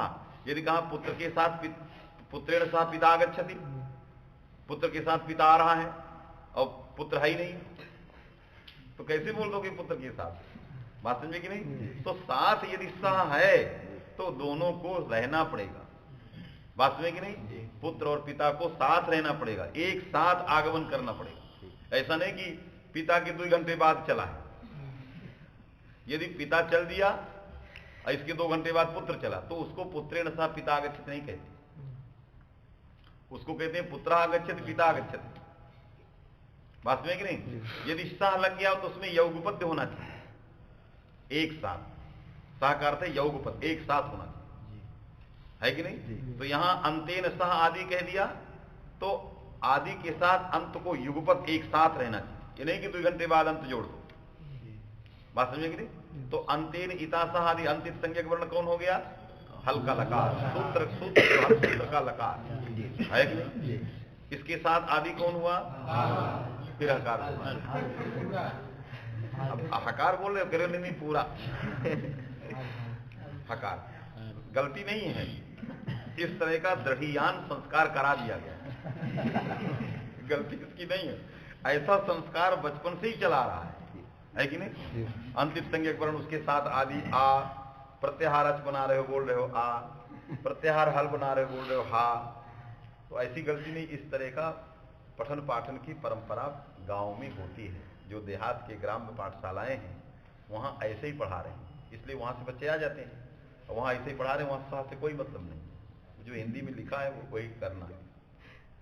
तो स्थिति यही हो गई, क्योंकि जैसा संस्कार दृढ़ कर दिया, अब गुरुजी वहां तो रटा दिया ना, रटा दिया, वहां बचपन का रटा हुआ बोलता ही नहीं, इसलिए जितने श्लोक बचपन में है उनको एक बार लिख करके शुद्ध करना चाहिए। जो श्लोक बचपन में याद किए हो उसको कागज में लिखो, क्योंकि ये हमेशा यदि याद रह गया, आप किसी बड़े होने पर बोल दिए तो बड़ा गड़बड़ हो जाएगा, क्योंकि तब तक नहीं गड़बड़ होगा जब तक आप छोटे हैं, तब तक तो लोग अरे गलती हो गई, लेकिन बड़े होने पर यदि गलती हो गई तो लोग कहेंगे अरे, है कि नहीं। इसलिए क्या मंगलाचरण कर रहे हैं उस श्लोक को देखना चाहिए। हम जो मंगलाचरण कर रहे हैं उसको पहले ठीक ठाक करके, क्योंकि आप समाज में बोल रहे हो, आपकी एक कीमत है, बात में कि नहीं। इसलिए बहुत सोच समझ के जब उतरना है कहीं तो बहुत सोच ठोक करके, ऐसे नहीं कि बचपन में कोई श्लोक याद किया, स्तोत्र पढ़ते पढ़ते सब गलत हो जाता है। आप एक स्तोत्र को पढ़िए, रोज पाठ करिए, अब आप ही समझेंगे, दूसरा नहीं उसको समझेगा। यदि आप 10 साल पाठ कर दिए तो समझने लायक नहीं बचेगा, वो आप ही जानते हैं कि मैं कितना तेज उच्चारण कर रहा हूं, और रट करते करते सब खा जाएंगे, अक्षरे नहीं रह जाएंगे। तो वो स्वयं जानता है, स्वयं समझता है। तो इसलिए उतना भी अभ्यास ना होना चाहिए कि अक्षर ही सब निकल जाए जल्दी जल्दी, कुछ दूसरा कोई सुनवाई न करे।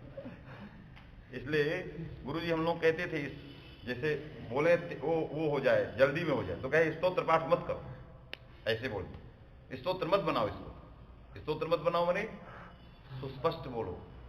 तो इसका हम लोग पूछे कि स्तोत्र मत बनाओ, अरे स्तोत्र पढ़ते पढ़ते सब अपने ही हो जाता है, कोई दूसरे के सुनने लायक नहीं रहे, है कि नहीं। तो चलिए, तो बन गया अंतिम संज्ञक वर्ण कौन हुआ? हल नहीं हुआ। अभी तक जो है अब हल का इतना अभ्यास हो गया कि हर चीज में हल।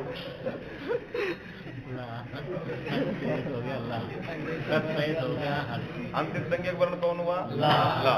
तत्सहित आदि हल। जैसे अयौज का चकारित संज्ञक है तो अंतिम संज्ञक वर्ण कौन हुआ? तत्सहित आदि वर्ण है कि नहीं, ये कहें तो अंतिम संज्ञक वर्ण हो गया लकार, और उसके सहित आदि वर्ण है कि नहीं। वो हल क्या करेगा? मध्यगानम संज्ञा, संज्ञा माने बोधक, मध्यक वर्णों का बोध कराएगा। तो हल कहने से किसका बोध हुआ?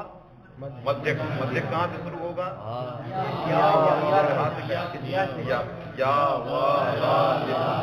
ये इनका नाम हल है। हा छूट गया, हा छूट गया, तो हा के लिए इन्होंने क्या उपाय किया? स्वस्थ। अंते निता सा आदि मध्यगानम स्वस्थ, तो स्वस्थ लिख। स्वस्थ से किसको लिए? आदि, और ला को नहीं लिए, है कि नहीं, क्योंकि स्वा कहते हैं क्या है? सर्वनाम है, और सर्वनाम किसका बोध कराता है? प्रधान। किसका बोध कराता है? प्रधान। तो अंत क्या है? अप्रधान है। क्यों? उसमें सा में तृतीया संयुक्त अप्रधान की तृतीया। अरे पुत्रेण सा पिता गच्छति में प्रधान कौन है? पिता। अब अप्रधान, क्योंकि अप्रधान नहीं रहेगा तो सहयुक्त अप्रधान से तृतीया कैसे आए?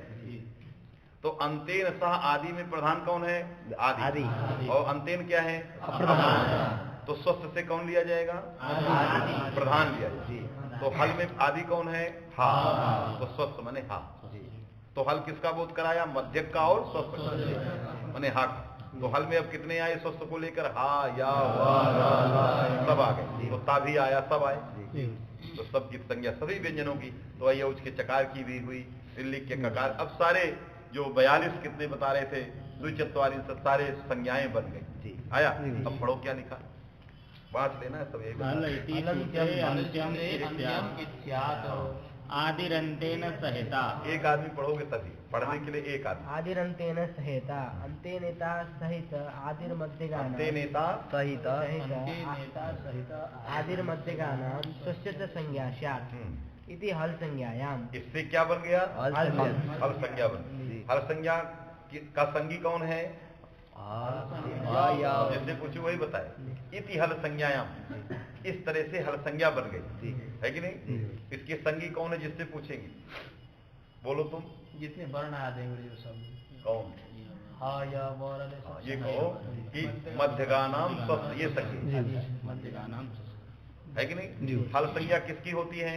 मध्यगानां स्वस्थ की। फिर जब पूछेंगे मध्यगानाम स्वस्थ क्या है, तब कहो हा, या, वा, रा, ला, ये है। बात समझ कि नहीं। इनकी हल संज्ञा होती। संज्ञा माने बोधक, संगी माने बोध्य। हल का बोध्य क्या है? मध्यगानम स्वस्य, बस कहना से उसमें कुछ नहीं है। इस तरह भी प्राणायाम होता है, ऐसे भी होता है, ऐसे भी प्राणायाम होता है और ऐसे भी होता है। क्या जरूरी है ऐसे कष्ट करनी, सीधे करो।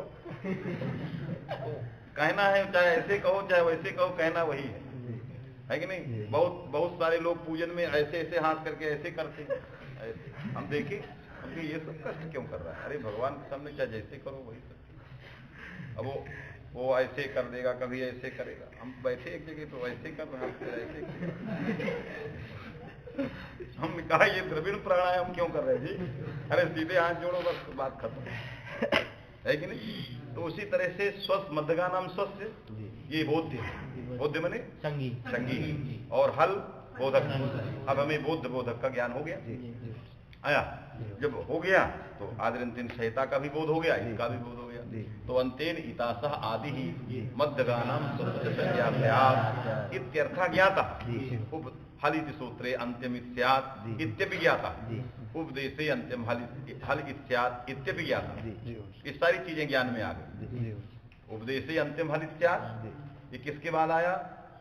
पहले सूत्रे हल सूत्रे अंतिम इत्याद, फिर आदिरंतिन संहिता, फिर उपदेशे अंतिम हल। क्योंकि पहले हल का ज्ञान हुआ तो ज्ञान किसने कराया? आदिरंतिन संहिता, उसका हो गया। और फिर इसके बाद उपदेशे अंतिम में जो बिगड़ा हुआ था वो भी बन गया। तो क्रम हो गया, जैसे ज्ञान का क्रम था वैसे लिखा है। पहले ज्ञान किसका किया? आवृत्ति करके हलित सूत्रे अंतिम, फिर इसके बाद जब इस संज्ञा का ज्ञान हो गया तो आदिरंतिन संहिता, अंतेन इतासह आदिर मध्यगानम स्वस्थ संज्ञा से ये ज्ञात हुआ। इससे क्या निकला? हल बन गया, है कि नहीं। जब हल बन गया तो किसका काम रुका था? हलंत्यम का, उपदेशी अंत्यम हलित्याद, वो भी आ गया, तो उसका भी बन गया उपदेशी अंत्यम हलित्याद। समझ में आया? तीनों सूत्रों का वाक्यार्थ बोध हो गया और सारे प्रत्याहार भी बन गए। इति हल संज्ञायाम हलंत्यम उपदेश अंत्यम हलित्यात्, उपदेश आद्योच्चारणम। अब उपदेश किसको कहते हैं? क्यों आया ये? क्योंकि तीसरा क्रम उसी का था। पहले क्रम था हलित सूत्रे, वहां इन्होंने उपदेश नहीं लिखा। दूसरा आदिरंतिन संहिता, फिर तीसरा किसका था? हलंत्यम। कौन? जो पाणिनि ने बनाया, जिसका अर्थ है उपदेशे अंतिम हलित्यात्। उसमें हल ज्ञात हो गया। हल संज्ञायाम कहने से हल ज्ञान। हल मने हकारादि लांग समुदाय तत्त मध्यक वर्ण, हकारादि लांग समुदाय मध्यक वर्ण, मध्यक जो वर्ण थे वो आ गए और स्वस्थ कहने से आदि आया। ये जो है हल्का ज्ञान हो। अब उपदेशी का ज्ञान करना है। उपदेश माने क्या? उपदेश शब्द के बहुत सारे अर्थ होते हैं, इसीलिए संदेह। उपदेश शब्द के आरहा संध्याम उपासीत, ये भी उपदेश है। आरहा संध्याम उपासीत, बार बार संध्या का वंदन करिए, ये क्या है? उपदेश है। माने तव्यत तव्य अनियर घटित विधिलिंग से घटित जितने वाक्य होते हैं सभी वाक्य उपदेश कहे जाते हैं, है कि नहीं। उपासीत विधिलिंग लकार है, तो यहाँ पठितव्यम ये उपदेश है कि नहीं। तो ये तव्य तव्यत अनियर सब जो है विधि अर्थ में आते हैं और ये लिंग आदि विधि अर्थ में आते हैं। तो इस प्रकार के विधि के बोधक जितने वाक्य हैं समस्त वाक्य उपदेश ही कहे जाते हैं लोक व्यवहार में, है कि नहीं। एवं कुरु, लोट भी उसी में आता है, विध्यर्थे लोट। एवं कुरु, एवं न कर्तव्यम। तो विधि निषेध परक जितने वाक्य हैं, विधि और निषेध परक जितने वाक्य शास्त्रों में या लोक व्यवहार में मिल रहे हैं सब क्या है? उपदेश। क्या ऐसा अर्थ है उपदेश का? तो उसने कहा ऐसा अर्थ नहीं है। क्या अर्थ है? आद्यो, स्वयं बताया उसने, आचार्य ने स्वयं बताया कि हमारा उपदेश ऐसा नहीं है कि एवं कर्तव्यम एवं न कर्तव्य, है कि नहीं। इस प्रकार का उपदेश नहीं है। क्या है उपदेश? आद्योच्चारणम, है कि नहीं। आद्योच्चारणम में ये कैसे पा गए? इस प्रकार का पारिभाषिक अर्थ, है कि नहीं। तो भट्टोजी दीक्षित ने कहा इसलिए पा गए कि उसमें उप भी है, दिस भी है, गए, तीन शब्द हैं उसमें। उप नाम का उपसर्ग है जो प्रादिगण में आता है और दिस नाम की धातु है और धातु से भावे में अर्थ में भावे सूत्र से घय प्रत्यय। तो तीन चीजें इसमें हैं। पहला उप, दूसरा दिस और तीसरा गय। दिस का अर्थ क्या है? उच्चारण, सामान्य। लेकिन उप लग जाएगा तो केवल उच्चारण नहीं कहा जाएगा, आद्य उच्चारण, क्योंकि उपसर्ग से धात्वर्थ बदल जाता है। उपसर्ग से क्या हो जाता है? बदल जाता है। तो उपसर्ग उप के रहने के कारण दिस का अर्थ क्या हो गया? सामान्य उच्चारण नहीं। कौन उच्चारण? आद्य उच्चारण। अघय का अर्थ क्या है? आद्य उच्चारण, क्योंकि भाव में आया है। भाव क्या है? भाव माने स्वार्थ धात्वर्थ, तो धात्वर्थ क्या? आद्य उच्चारण, माने आद्य उच्चारण ही जो है भाव है, तो उसी में आ गया है। तो उपदेश का अर्थ हो गया आद्य उच्चारण, है कि नहीं? क्योंकि स्वयं भाष्यकार ने लिखा उपशब्द आद्यर्थ का, दिशा उच्चारण क्रियत्वात्। दिश जो है उच्चारण परक है और उप जो है आद्य परक है कि नहीं? दोनों को मिलाएंगे तो क्या हो जाएगा? आद्य उच्चारण। इसी कारण से इन्होंने लिख दिया है उपदेशनम उपदेशा। भाव में व्युत्पत्ति करोगे तो क्या करोगे? उपदेशनम उपदेशा, है कि नहीं? भाव में घई प्रत्यय हुआ, जिसका अर्थ हो गया आद्योच्चारण। और आद्योच्चारण में आद्य भी है, उच्चारण भी, इसका क्या समास करो? है कि नहीं? तो आद्या नाम उच्चारण ये नहीं करेंगे। यदि आद्या नाम कर दिए तो प्रथमा नाम हो जाएंगे। यदि आद्या नाम उच्चारण बने प्रथमा नाम उच्चारण, प्रथमोच्चारण, बात में कि नहीं? तो यहां पर आद्यम च जद उच्चारणम आद्य उच्चारण, कर्मधारय समास। कौन समास करोगे? आद्यम च जद उच्चारण, माने आद्यम च जद उच्चारणम चैति आद्योच्चारणम, कर्मधारय, माने आद्य और उच्चारण दोनों अभिन्न वस्तुएं हैं। बात में कि नहीं? तो उच्चारण में आद्यता क्या है? उच्चारण में कोई ऐसी चीज होगी जिसमें आद्यत्व बैठा हो, क्योंकि इदम उच्चारणम आद्यम, आद्यम माने आद्यत्व विशिष्टम, है कि नहीं? ये उच्चारण आद्यत्व विशिष्ट है, प्रथमत्व विशिष्ट नहीं, क्योंकि प्रथमत्व केवलान्वयी है कि नहीं? वो विशेषण व्यर्थ हो जाएगा। सारे उच्चारण प्रथम है, तृतीय के प्रति दूसरा, चौथे के प्रति तीसरा, पांचवें के प्रति चौथा, तो सब में प्रथमत्व चला जाए। तो प्रथमत्व विशेषण देना अव्यावर्तकतया व्यर्थ हो जाएगा। और उच्चारण गतम कहते हैं आद्यत्व विशिष्टम उच्चारण। उच्चारण में कुछ आद्यता बैठी है, आद्यत्व बैठा है। नहीं कहते जैसे ये प्रयत्न कहते हो, कहते हो प्रकृष्टो यत्न, कहते हो ना? तो पूछते हो कि यत्नगत प्रकृष्टत्व तो क्या है? यह यत्न प्रकृष्ट है तो प्रकृष्टता होगी उसके अंदर। उसी तरह यह उच्चारण आद्य है तो इसके अंदर आद्यत्व होगा। वो आद्यत्व क्या है? तो आद्यत्व है स्व अज्ञात स्वस्वरूप ज्ञापकत्व। यदि आद्यत्व में त्वा लगेगा तो इधर भी त्वा लगेगा, ये जाने रहे। अज्ञात स्वस्वरूप ज्ञापकत्वम आद्यत्वम, अज्ञात स्वस्वरूप ज्ञापकत्वम आद्य, ये आद्यत्व है। समझ में है कि नहीं? अज्ञात स्वस्वरूप ज्ञापकत्वम आद्यत्वम, समझ में बात आई? इस ऐसा उच्चारण जिसके उच्चारण में अज्ञात स्वस्वरूप ज्ञापकत्व बैठा हो, तो जो ज्ञापक होगा उसमें ज्ञापकत्व रहेगा। जैसे सन, सन विषय को उच्चारण होता, हमने गुप्त की द्व्या सन, सन का पहली बार उच्चारण किया, मैंने सन उच्चारण किया। कौन? पाणिनि। इसके पहले शानपूर्वी का ज्ञान नहीं था, लोक व्यवहार में यानपूर्वी प्रचलित नहीं थी, कोई सन सन नहीं व्यवहार करता। सन ले आओ, सन खा लो, सन कर लो, ऐसा तो व्यवहार था नहीं, है कि नहीं? पाणिनि इस आनपूर्वी को अपूर्व उच्चारण किया है कि नहीं? यदि लोक व्यवहार में यानपूर्वी घटपटादि की तरह प्रचलित होती तो अपूर्व उच्चारण नहीं होता, है कि नहीं? जैसे घट उपदेश नहीं है, क्योंकि लोक व्यवहार में शानपूर्वी को बहुत बार से जान रहे हैं। जो चीज लोक व्यवहार में नहीं है और पाणिनि ने उसका उच्चारण कर दिया है कि नहीं? तो सन विषय जो उच्चारण है ये अज्ञात स्वस्वरूप ज्ञापकत्व विशिष्ट है कि नहीं? इसके अंदर क्या धर्म बैठा है?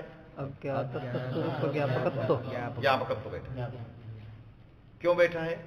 क्योंकि अज्ञात स्वस्वरूप का ज्ञापक है, इसलिए बैठा है, क्योंकि वो चीज है उसमें। जैसे आपके अंदर मनुष्यत्व बैठा, क्यों बैठा? क्योंकि आप मनुष्य हैं, अरे हम कहेंगे कि आपके अंदर मनुष्यत्व बैठा, तो लोग पूछेंगे क्यों बैठा? इसलिए बैठा कि वो मनुष्य है। ये पशु में पशुत्व बैठा, क्यों बैठा? क्योंकि वो पशु है। इस उच्चारण में अज्ञात स्वरूप ज्ञापकत्व क्यों बैठा? क्योंकि अज्ञात स्वरूप का ज्ञापक है, इसलिए बैठा है। समझ में कि नहीं? तो वो चीज है उसके अंदर, तभी तो वो बैठा है। तो इसलिए अज्ञात स्वस्वरूप ज्ञापकत्व इसमें बैठा, क्योंकि ये अज्ञात स्वस्वरूप का ज्ञापक है कि नहीं?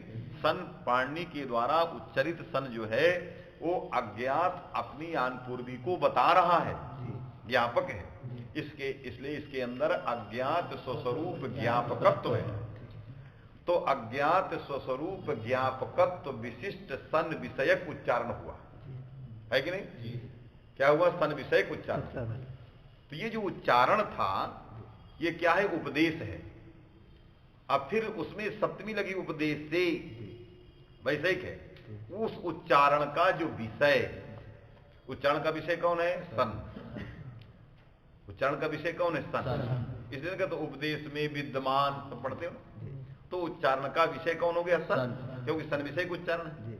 उस सन में जो अंत्य हल है कि नहीं, जो अंत्यावय हल नकार, उसकी संज्ञा हो जाती है। तो उपदेश का अर्थ हो गया आद्योच्चारण, आद्यंच जद उच्चारण च आद्योच्चारण, उच्चारणगतम आद्यत्वम पारिभाषिकम तच्च अज्ञात स्वरूप ज्ञापकत्व रूपम, है कि नहीं? ये कहना है उपदेशः इत्यस्को अर्थः आद्योच्चारणम, तत्र कः समासः कर्मधारयः, है कि नहीं? न षष्ठी तत्पुरुषः। यदि षष्ठी तत्पुरुष होता तो दोनों भिन्न भिन्न वस्तुएं रहते, आद्य अलग रहता, उच्चारण अलग रहता, बात में कि नहीं? तो जब दोनों धुन भिन्न भिन्न लगती तो प्रथम का उच्चारण हो, आद्यानाम माने प्रथमानाम उच्चारण, प्रथम जो है उनका उच्चारण। अब कौन प्रथम कौन द्वितीय, ये सब द्वितीयत्व प्रथमात्व ये किंचित सापेक्ष है। द्वितीयत्व ये द्वितीयत्व है, तृतीयत्व है, ये प्रथमात्व है, प्रथमत्व है, ये सब सापेक्ष है कि नहीं? इसलिए इस प्रकार का समास नहीं, अव्यावर्तकत्वात्। इसलिए समास है आद्यम च जद उच्चारणम कर्मधारय समासः। फिर पूछेंगे उच्चारणगतम आद्यत्वम किम, तो कहोगे पारिभाषिकम। तच्च किम अज्ञात स्वरूप ज्ञापकत्व, तस्मात् फलितार्थ स्वरूपम किम अज्ञात स्वरूप ज्ञापकत्व विशिष्टम यद उच्चारणम सह उपदेशः, उसको उपदेश कहते हैं। बात में कि नहीं? ये उच्चारण को उपदेश कहते हैं। उस उच्चारण को ऐसा होना चाहिए। समझ में बात आ गई? तो इस तरह से उपदेशः आद्योच्चारणम, बस हो गया, इतने रखते हैं। आगे अब थोड़ा सा 3 दिन आपका निरंतर चला दिए हैं। मैं इस समय थोड़ा अस्वस्थ हूं। अस्वस्थ